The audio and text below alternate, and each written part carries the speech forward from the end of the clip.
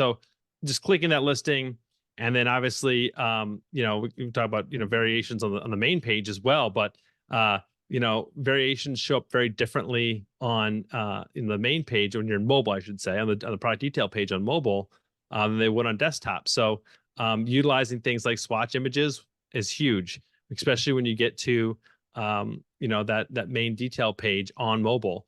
And we've even had a example of where we've actually used swatch images and a certain variation category for our benefit, right? We've actually used like little icons, talking about flavors. Right, we've used actual little icons of like a banana or something like that, or like a strawberry, in the swatch image, and it's much more appealing on mobile. It almost like, oh, this is again, I think we read, or we kind of see with our eyes and look at pictures first, and we do text, right?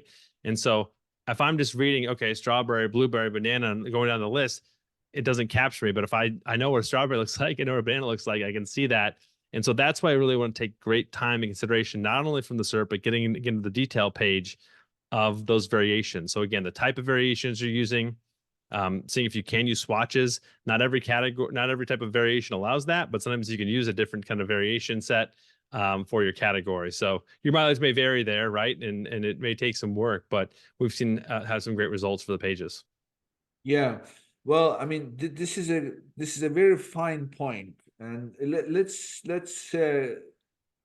dig into this a little bit more. So, because it's not obvious when Mm-hmm. you create your listing, if you are not using flat files, you are missing out a lot for start. Yep. So do not use the user interface on Seller Central, login, so create, that's not really the place to do things. So you've got to use flat files. So in the flat file where the image cells are, there is a column called swatch URL.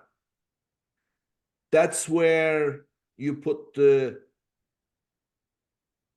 icon or image, whatever you want to have, and you have to make sure that it's going to be small. So whatever you pick has to look good when it's small. So Mm-hmm. it cannot be a very detailed big thing.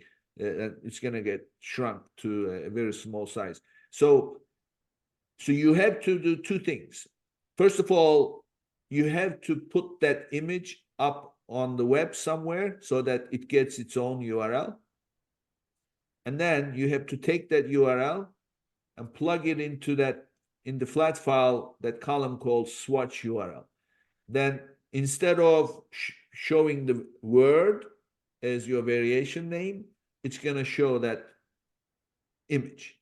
Yep. And that's what you are referring to when you say we should use the swatch images. That makes a big difference, right? Because people don't like reading. They like to look at colors and Yep. pictures and things like that.